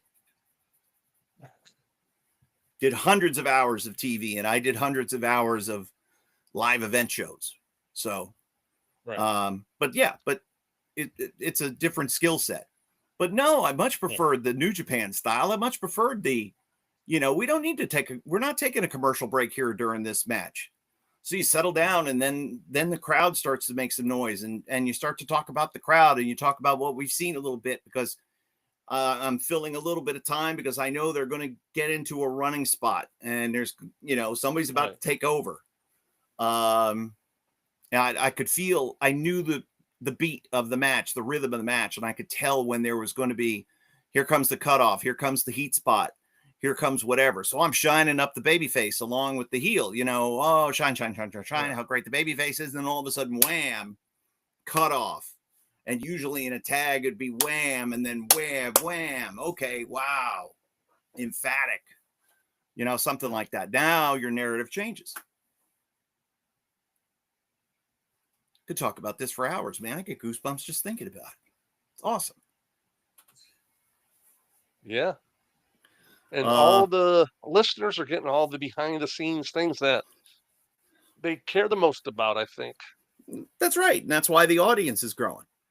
Now over 500 subscribers and on our way to 1 million, 1 subscriber at a time. Let's wrap this up, because 1 at a time. Miami and This Notre might be our Dame are longest playing show, football. by the way. I know. Well, we've had What's a lot that? to talk about. Miami and Notre Good. Dame are playing football, so I want to get back and watch the rest of that. All right. Where are we at? At 9:54 Eastern time. And you got 15 Sunday. seconds to close the show, Kevin. 15 seconds. It's 21-7, University of Miami. They're walking the dog. By the way, want to give a big shout out to my Florida State Seminoles who whipped that ass of Alabama. We're all very happy that the program is back. I saw your post on X. That photographer was like, oh my God. I was looking through her work. Now it's a husband and wife team. Her husband shoots pictures as well. Yeah. And just like, damn, because they were talking about it on the War Chant post-game show. Tom Lang and what's the other gentleman's name? Gene Williams were talking about it. And Tom Lang's a big wrestling fan. So I love listening to those guys. Win or lose, they're always entertaining. And they were talking about, the husband and wife team. And I followed Melinda and was like, damn, look at these pictures. They're beautiful. All right, Casey. So we'll be back next week live. And, we'll probably continue more of some of this. I always love to hear your stories about the guys that you wrestled when you didn't get a ring announcement. You were in ring, which is where we got the name for the show. Yes, sir. In ring, Casey Thompson. We'll come up with more t-shirt ideas. We'll come up with some more ideas, and we'll have some fun. Always. We always have a blast. And, again, the folks, from Ryan Scott, everybody, Country Joe, thank you all very much. Country Joe had a thought earlier on. Let's see if I can find it. I don't know if it's still available here in my live chat. No, I can't do that. One of these. Oh, we can save a file there. The whole thing. Yep. Granddad thought Terry Funk was real. Everybody else was fake. So that's going to do it. Let's wrap it up. What are you doing tomorrow for Labor Day? No labor. I'm laboring on the couch, I think. Good. Oh, no, I think I'm working the real job. Really? I got the real gimmick going on. Yeah. Well, apparently it's not a paid holiday, so I'm going in, and so I'll do what I do. I'll be hard at labor. In your home office. Post and making shorts. I mean, working. Hey, I just found all of our comments. I never saw those before. Holy smokes, there's a lot of them. You never saw that before? No. Yeah. Ryan said he got here late. Ryan O'Toole. It's all right. Better late than never, Ryan. Yeah.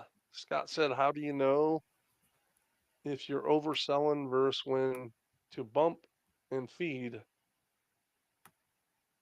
Well, just for another podcast. That is for another podcast. We'll get into the nuts and bolts of it. We'll put the trainer hat on some more. We'll talk about some more drills. We'll talk about some of the things that you taught, some of the things that are lost in today's wrestling. And we'll tell more stories about wacky stars of the 80s and 90s and 2000s that Casey wrestled. And I'm sure we'll uncover some more facts, some little nuggets of info that people didn't remember. And if you can remember, listen, you clear the fog bank, Casey, and you come up with any of the hows and whys of why you wanted to beat up Rusty Brooks' son. If you can remember. I wish I could remember. Oh, I didn't. I did beat him up. I might have to ask him why. Hey, why did I beat you up? Yeah, what happened? I don't remember what the reason was. Of course, back then it really didn't take much of a reason to make that happen. Mm-hmm. But this particular time, there was a just reason behind it all. I just don't remember what it was. I'm sure there's a just reason. And one last thought. What's the best way for talent to help an announcer to put talent over? Well, obviously, if there is anything that is special or unique, of course, let them know. The other thing is let the camera people know. Oh, by the way, I'm going to do this or that. And if you can smarten up the camera folks, the announcer should be good enough to see it, because it'll be I used to tell Jackie right in front of them. Crockett. It'll be on their monitor, on the monitor in front of them. And if you smarten up the camera, folks, there was no smartening up of the camera guys in New Japan. So a lot of the good stuff got missed. And I would see it because I'm not watching the monitor. I'm glancing at the monitor, but I see that they're on something else. And there's something very important going on over there. So I'm making sure that I'm getting across the what happened over there moment, just out of camera range, just out of camera view. And then a lot of times, if there was nothing going on, if whatever the moment was in the ring was blah, and there's a bunch of guys on the floor fighting, I would say, oh man, there's a hell of a fight over here to my left, knowing full well that the camera. So hopefully the producer would realize it and take you there. Just something. And sometimes they would, just coincidentally. I would get the feel of when the director was going to cut. Because again, they didn't smarten up the camera folks. They didn't smarten up anybody. So they were just kind of shooting it. And they, the one night, Phantasmo smartened up the Japanese announcers. Boy, oh boy, I was like, man, don't do that. Don't smarten those people up. They don't want to know. And they didn't like that, huh? You're crossing a line. Don't do, well, I want them to not. No. They'll get it. But in the moment, they don't need to know it. They'll talk about it afterward. You didn't do anything wrong. I'm just telling you, don't waste your breath, because they don't want to know that shit. So, but yeah, let's talk more about, we'll talk more about that stuff when we get together next week. Uh-oh, my big brown dog is here. That could be trouble. Wheezy, what are you doing? Uh-oh. Hi, baby girl. So I'm going to go. No, she's making a run in. No, she's shy. She ran away. All right. So Casey, thank you very much, as always, for your time. This is awesome. I love it. Highlight of my day. And I do what I can do. You do what you can do. You open us up. you have us into your house, the Palatial Studios, and we get to do a podcast together. So it's great fun. So that's going to do it for this edition of the In-Ring Wrestling Podcast. Again, like, share, subscribe, tell everybody you know, and even people you don't know. For our host, Casey Thompson, I'm Kevin Kelly. We'll see you next week right here on the In-Ring Wrestling Podcast.